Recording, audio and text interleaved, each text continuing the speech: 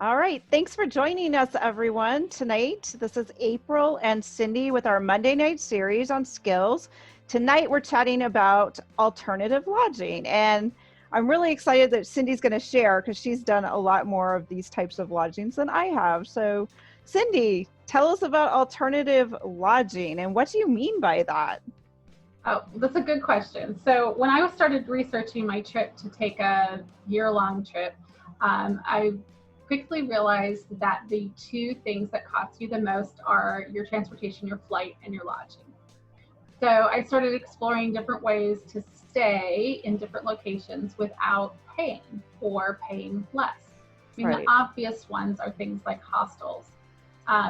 But there's lots of different ways to stay and go places beyond that. And so that's what I started looking at, is all these alternative places. I'm really looking at anything that's not a hotel or a resort, something that's not a traditional place to stay. Right.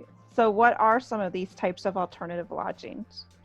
So there's everything from a hostel to things like house sitting. So there's a number of things that are low cost. Hostels are one, camping is another low cost option. You can also do couch surfing, and people where you stay on someone's couch for free. So there's some low cost options. And then there's a set of options that are exchanges. Okay. So and that's exchanging, some sort of service for the lodging. So some of those things are like house sitting is one of the most obvious ones. You can go, and typically they call it house sitting, but typically it's pet sitting. Okay. So you're staying in someone else's home, taking care of their cat or dog. Sometimes you're taking care of chickens and horses and other things too. But in exchange for that, you get to stay in their home, and you get a room, and that is typically free. They don't pay you to house sit, but Right. you get a place to stay. There's also woofing, which is a farm exchange. You can do farm work or helping. There's also an organization called workaway.info, where you can do all kinds of things, from everything from teach their children English to help them build a house, and in exchange for some free lodging. And then there's other things like we know of, like Airbnb, but there's a number of VRBO, other places where you can rent homes, or just kind of alternative that's not a hotel per se. And then the last one is just the really unique places, like you can stay in university dorms when school's not in session. You can stay in monasteries. There's another organization called Serva that does like volunteer work, and you can stay in different places. It's also kind of a host exchange. So there's lots of different ways to travel and have your lodging both be economical, but also very unique in that space. Mm-hmm. Yeah. So what are some advice you'd give someone if they're looking to try one of these experiences? Because I'm sure, we all have our qualms about, is it safe, or, I think there's a wide range of pricing, as I see. If you even look at, like, sometimes Airbnb, it can be still kind of equally expensive to a hotel. So just some advice and tips. Well, I think the first thing is most of these websites and places where you can pick that up, like Airbnb, and even hostels, they're all really unique. So I would suggest that you do your homework. Take a few minutes and figure out what it is that's important to you, and make sure you ask those questions ahead of time. Hostels range from, very primitive and very group oriented to being able to rent a private room and having your own space. Most hostels have a community kitchen, but I've been in places where they don't have one at all. I've been in hostels where they have a community everything. They have a community game room and a community pool. Oh my gosh. But some don't have any of that. Same thing as with Airbnb, right? You can stay at an Airbnb that's very luxurious or not. And with these exchange opportunities like house sitting and woofing and workaway, the organization's not guaranteeing your safety or the quality. It's just a connection. Think of it like Match.com, right? You're just connecting with another person, and you need to do your homework to make sure that that person is going to provide you with what you want. So do what you normally do. Check reviews. Ask questions that may seem obvious to you, like, what's the bathroom like? What's the room like? How, ask all the questions. There's no wrong, bad question. I think that the more questions you ask, the better you know what you're going into. I've had some, I mean, I know we've all had bad experiences, and I think those experiences come from maybe just not asking enough questions and not knowing what you're getting into.